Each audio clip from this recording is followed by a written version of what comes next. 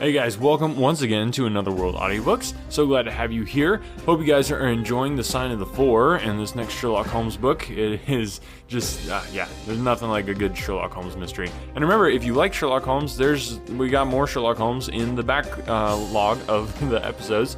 We already did a study in Scarlet and The Adventures of Sherlock Holmes, so both of those are actually longer books than this one.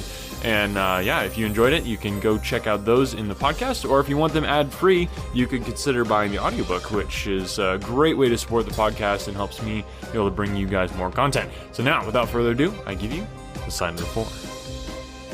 Chapter 5. The Tragedy of Pondicherry Lodge. It was nearly 11 o'clock when we reached this final stage of our night's adventure. We had left the damp fog of the great city behind us, and the night was fairly fine. A warm wind blew from the westward, and heavy clouds moved slowly across the sky, with half a moon peeping occasionally through the rifts. It was clear enough to see for some distance, but Thaddeus Sholto took down one of the side lamps from the carriage to give us a better light upon our way. Pondicherry Lodge stood in its own grounds, and was girt round with a high stone wall topped with broken glass. A single narrow iron-clamped door formed the only means of entrance. On this our guide knocked with a peculiar postman-like rat-tat. "Who's there?" cried a gruff voice from within. "It is I, McMurdo. You surely know my knock by this time." There was a grumbling sound and a clanking and jarring of keys. The door swung heavily back, and a short, deep-chested man stood in the opening with the yellow light of the lantern shining upon his protruded face and twinkling distrustful eyes. "Are you Mr. Thaddeus? But who are these others? I had no orders about them from the master." "No, McMurdo, you surprise me. I told my brother last night that I should bring some friends." "He ain't been out of his room today, Mr. Thaddeus, and I have no orders. You know very well that I must stick to regulations. I can let you in, but your friends must stop where they are." This was an unexpected obstacle. Thaddeus Sholto looked about him in a perplexed and helpless manner. "This is too bad for you, McMurdo," he said. "If I guarantee them, that is enough for you. There is the young lady, too. She cannot wait on the public road at this hour." "Very sorry, Mr. Thaddeus," said the porter inexorably. "Folk may be friends of yours, and yet no friends of the master's. He pays me well to do my duty, and my duty I'll do. I don't know none of your friends." "Oh, yes you do, McMurdo," cried Sherlock Holmes genially. "I don't think you can have forgotten me. Don't you remember that amateur who fought 3 rounds with you at Alison's rooms on the night of your benefit 4 years back?" "You're Mr. Sherlock Holmes," roared the prize-fighter. "God's truth, how could I mistook you? If instead of standing there so quiet you just stepped up and given me that crosset of yours under the jaw, I'd have known you without a question. Oh, you're the one that wasted your gifts you have. You might have aimed high if you joined the fancy." "You see, Watson, if all else fails me, I still have one of the scientific professions open to me," said Holmes, laughing. "Our friend won't keep us out in the cold now, I am sure." "In you come, sir, in you come, you and your friends," he answered. "Very sorry, Mr. Thaddeus, but orders are very strict. Had to be certain of your friends before I let them in." Inside, a gravel path wound through the desolate grounds to a huge clump of a house, square and prosaic, all plunged in shadow, save where a moonbeam struck one corner and glimmered in a garret window. The vast size of the building, with its gloom and its deathly silence, struck a chill to the heart. Even Thaddeus Sholto seemed ill at ease, and the lantern quivered and rattled in his hand. "I cannot understand it," he said. "There must be some mistake. I distinctly told Bartholomew that we should be here, and yet there is no light in his window. I do not know what to make of it." "Does he always guard the premises in this way?" asked Holmes. "Yes, he has followed my father's custom. He was the favourite son, you know, and I sometimes think that my father may have told him more than he ever told me. That is Bartholomew's window up there, where the moonshine strikes. It is quite bright, but there is no light from within, I think." "None," said Holmes, "but I see the glint of light in that little window beside the door." "Ah, that is the housekeeper's room. That is where old Mrs. Bernstone sits. She can tell us all about it, but perhaps you would not mind waiting here for a minute or two. If we all go in together, and she has no word of our coming, she may be alarmed. But hush! What is that?" He held up the lantern, and his hand shook until the circles of light flickered and wavered all round us. Miss Morstan seized my wrist, and we all stood with thumping hearts, straining our ears. From the great black house there sounded through the silent night the saddest and most pitiful of sounds, the shrill, broken whimpering of a frightened woman. "It is Mrs. Bernstone," said Sholto.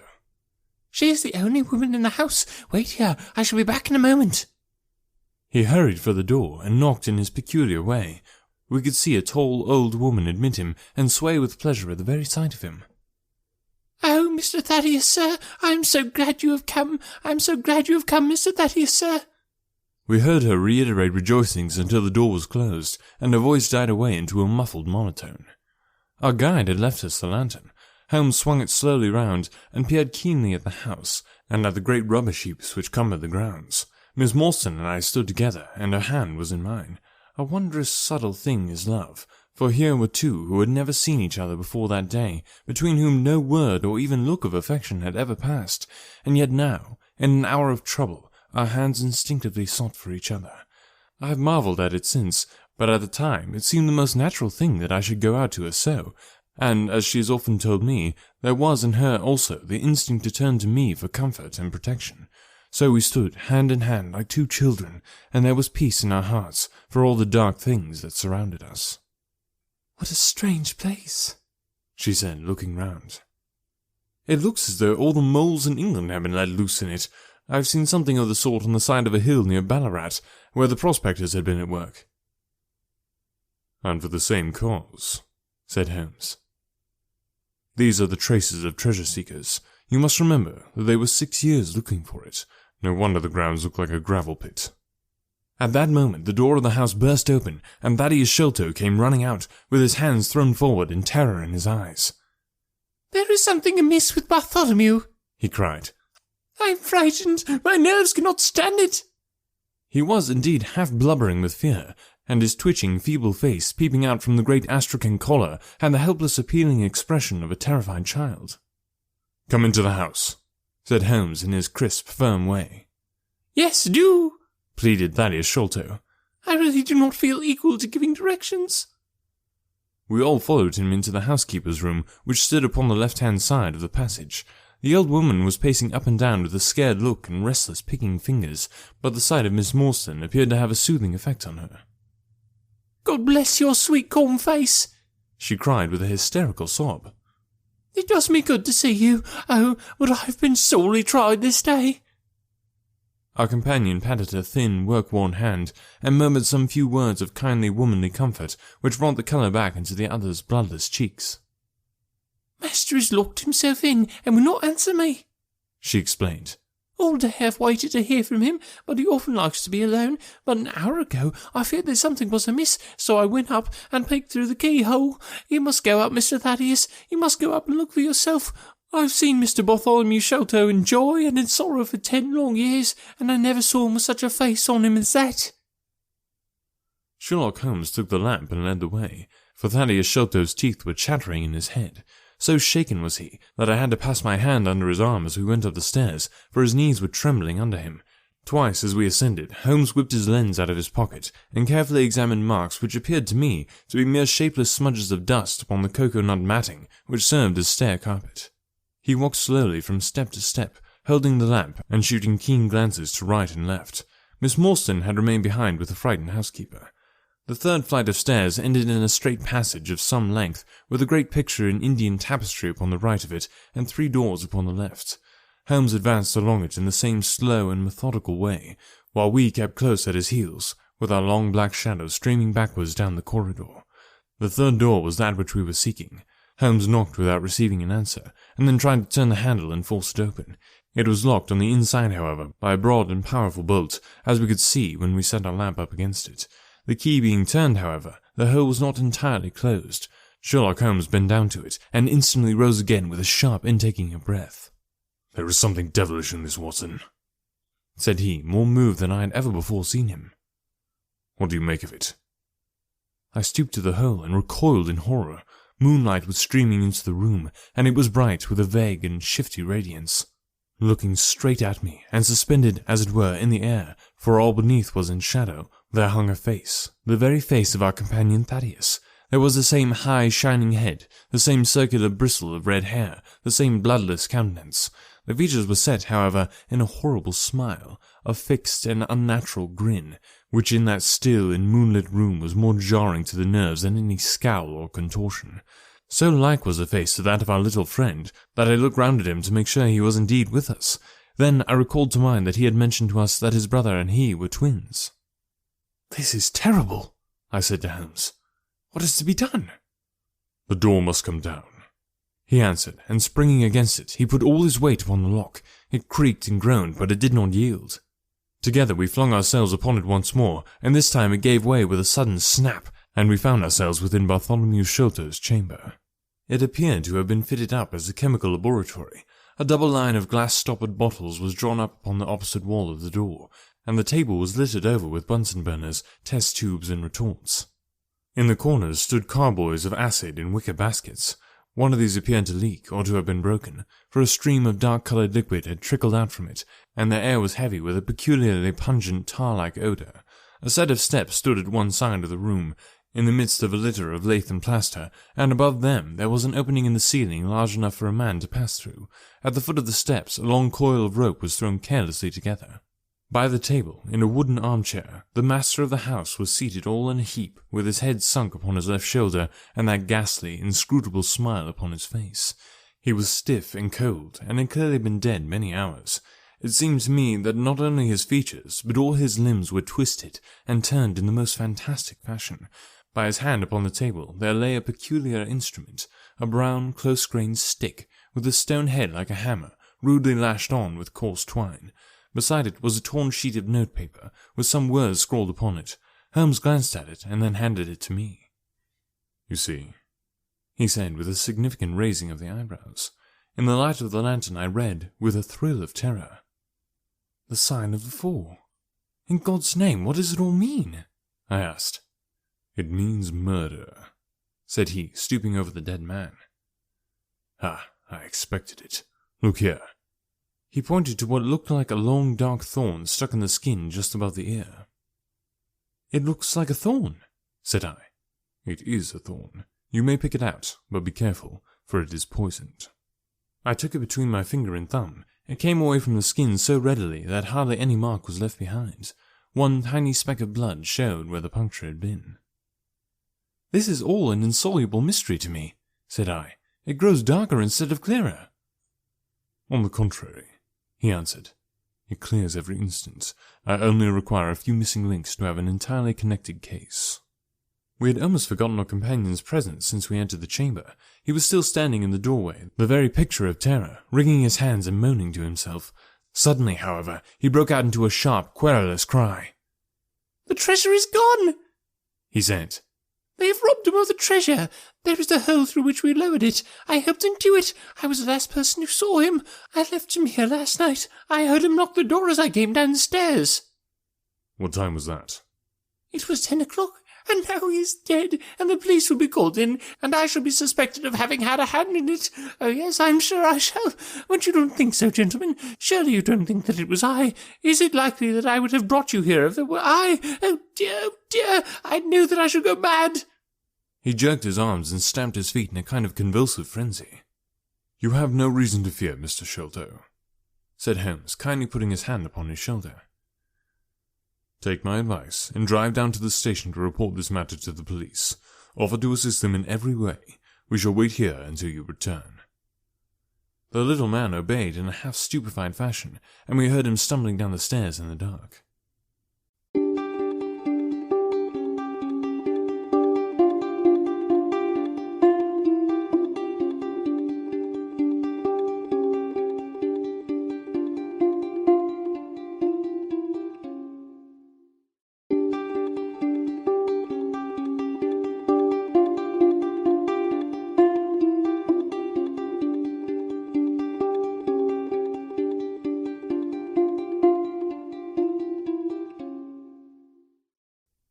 Chapter 6.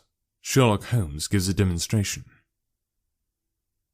"Now, Watson," said Holmes, rubbing his hands, "we have half an hour to ourselves. Let us make good use of it. My case is, as I have told you, almost complete, but we must not err on the side of overconfidence. Simple as the case seems now, there may be something deeper underlying it." "Simple?" I ejaculated. "Surely," said he, with something of the air of a clinical professor expounding to his class. "Just sit in the corner there, that your footprints may not complicate matters.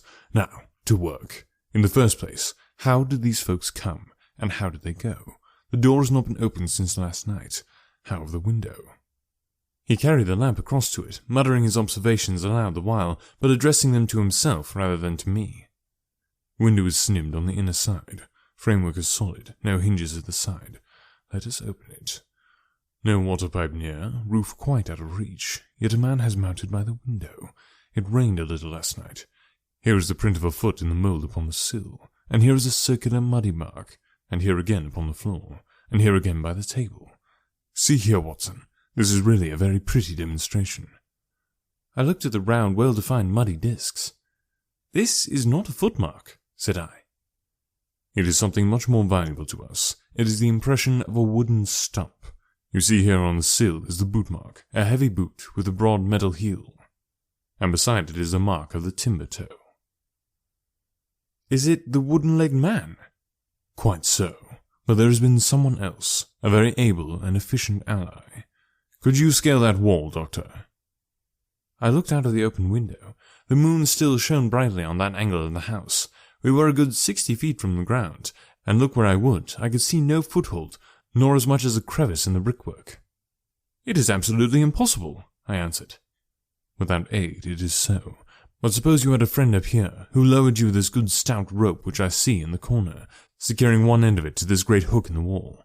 Then, I think, if you were an active man, you might swarm up, wooden leg and all. You would depart, of course, in the same fashion, and your ally would draw up the rope, untie it from the hook, shut the window, snip it on the inside, and get away in the way that he originally came. As a minor point, it may be noted," he said, fingering the rope, "that our wooden-legged friend, though a fair climber, was not a professional sailor. His hands were far from horny. My lens discloses that there was one blood mark, especially towards the end of the rope, from which I gather that he slipped down with such velocity that he took the skin off his hand." "This is all very well," said I, "but the thing becomes more unintelligible than ever. How about this mysterious ally? How came he into the room?" "Yes, the ally," repeated Holmes pensively. "There are features of interest about this ally. He lifts the case from the regions of the commonplace. I fancy that this ally breaks fresh ground in the annals of crime in this country, though parallel cases suggest themselves from India and, if my memory serves me, from Senegambia." "How came he then?" I reiterated. "The door is locked, the window is inaccessible. Was it through the chimney?" "The grate is much too small," he answered. "I had already considered the possibility." "How then?" I persisted. "You will not apply my precept," he said, shaking his head. "How often have I said to you that when you have eliminated the impossible, whatever remains, however improbable, must be the truth. We know that he did not come through the door, the window, or the chimney. We also know that he could not have been concealed in the room, as there is no concealment possible. Whence then did he come?" "He came through the hole in the roof," I cried. "Of course he did. He must have done so. If you will have the kindness to hold the lamp for me, we shall now extend our researches to the room above, the secret room in which the treasure was found."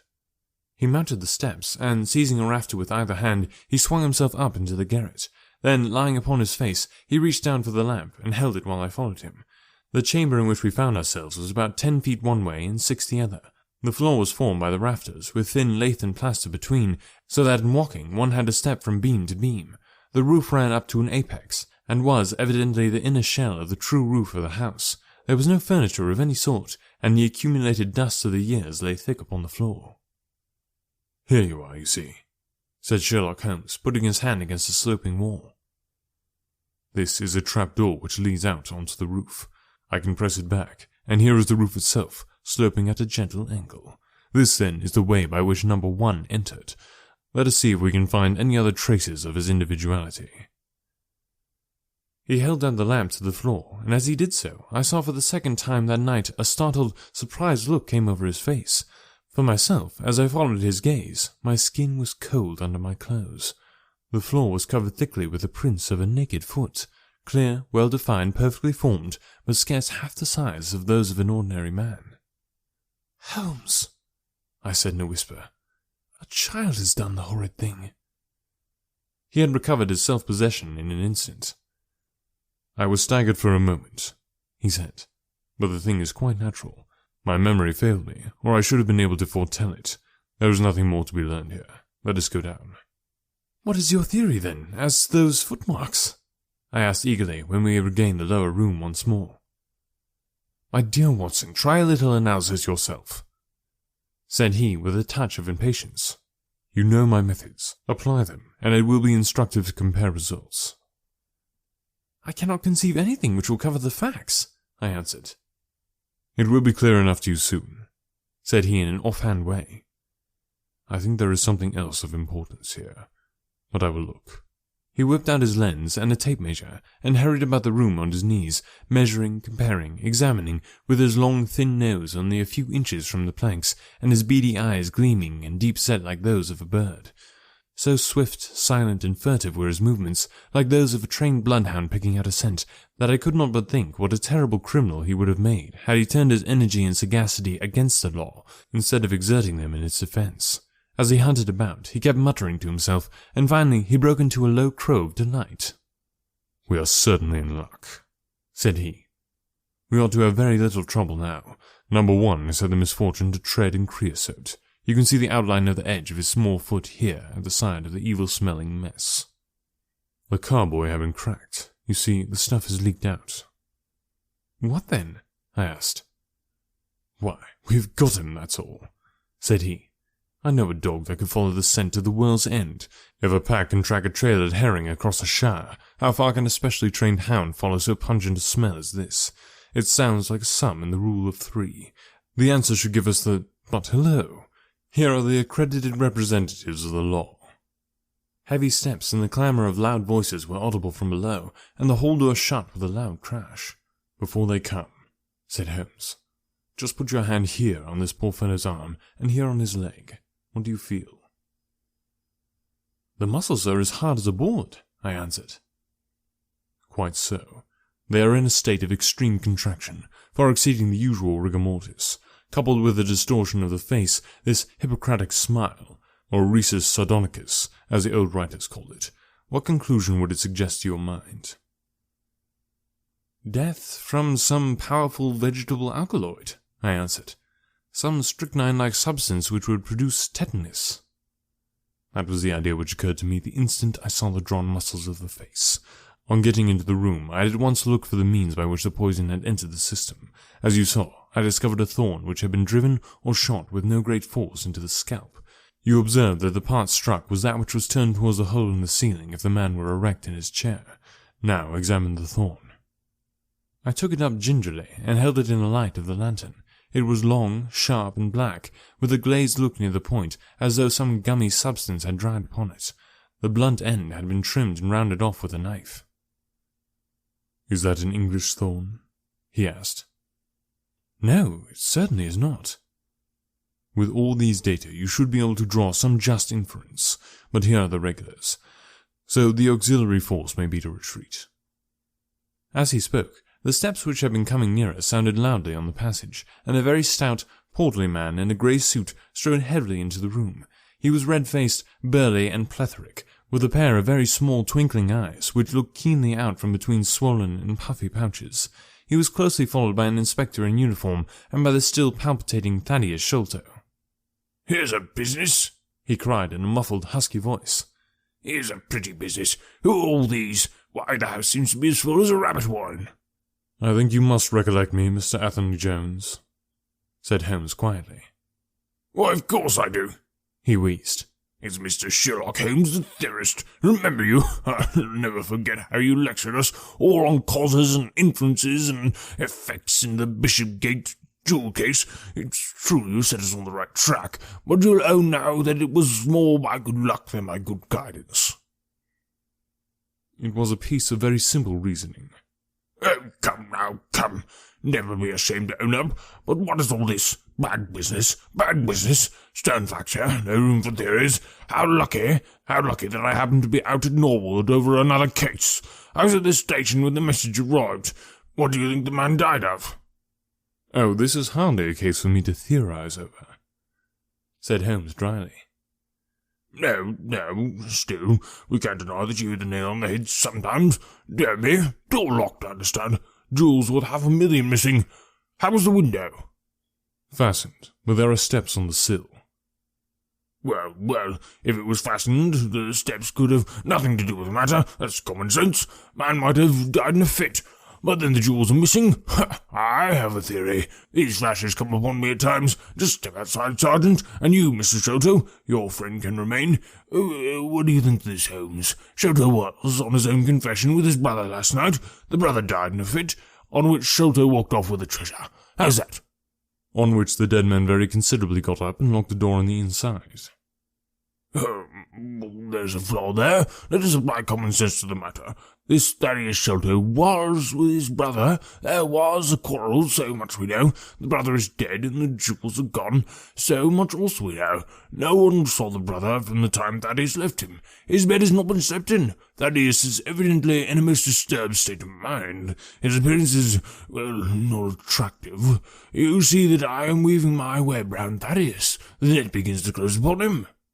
You are not quite in possession of the facts yet, said Holmes. This splinter of wood, which I have every reason to believe to be poisoned, was in the man's scalp where you will still see the mark. This card, inscribed as you see it, was on the table, and beside it lay this rather curious stone-headed instrument. How does this all fit into your theory? Confounds in every respect, said the fat detective pompously. House is full of Indian curiosities. Thaddeus brought this up, and if this splinter be poisonous, Thaddeus may as well have made murderous use of it as any other man. The card is some hocus-pocus, a blind as like as not. The question is, how did he depart? Of course, here is the hole in the roof. With great activity, considering his bulk, he sprang up the steps and squeezed through into the garret, and immediately afterwards we heard his exulting voice proclaiming that he had found a trap-door. He can find something, remarked Holmes, shrugging his shoulders. He has occasional glimmerings of reason. You see, said Athelney Jones, reappearing down the steps again.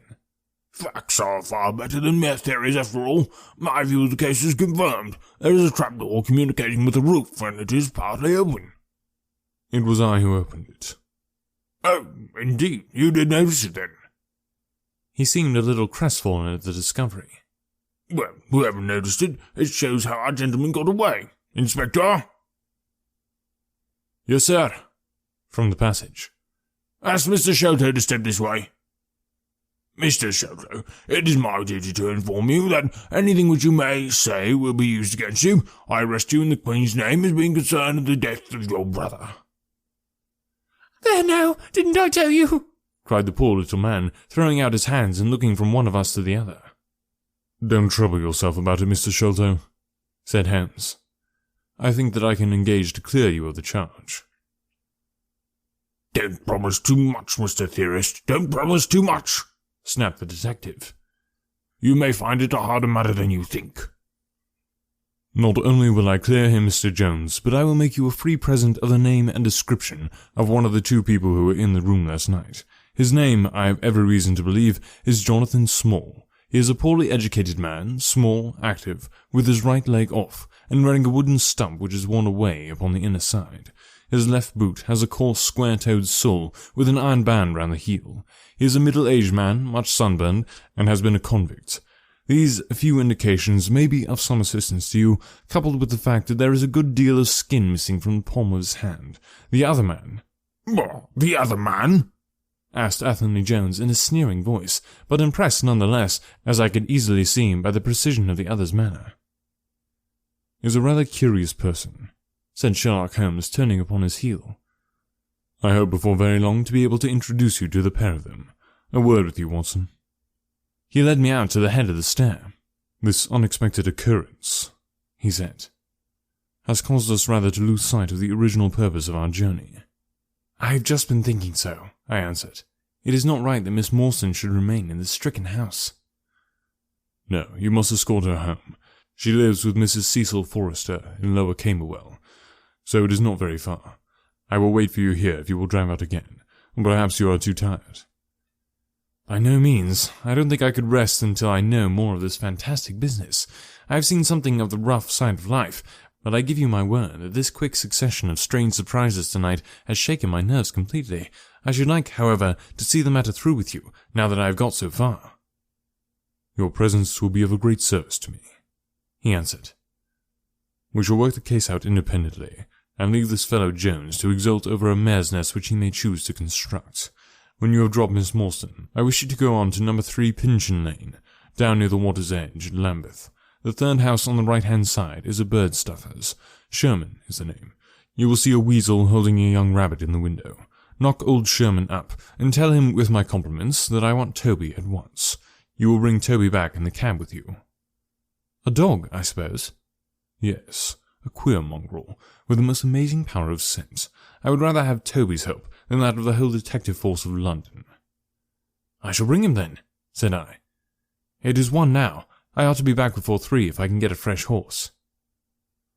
And I, said Holmes, shall see what I can learn from Mrs. Bernstone, and from the Indian servant who, Mr. Thaddeus tells me, sleeps in the next garret. Then I shall study the great Jones's methods, and listen to his not too delicate sarcasm.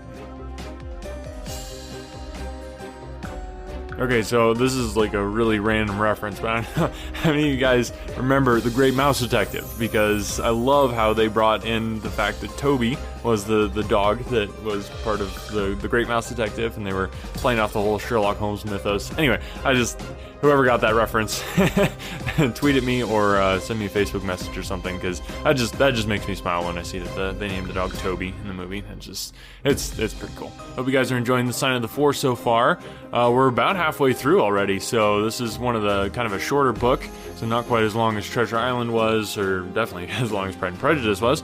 That was a book and a half.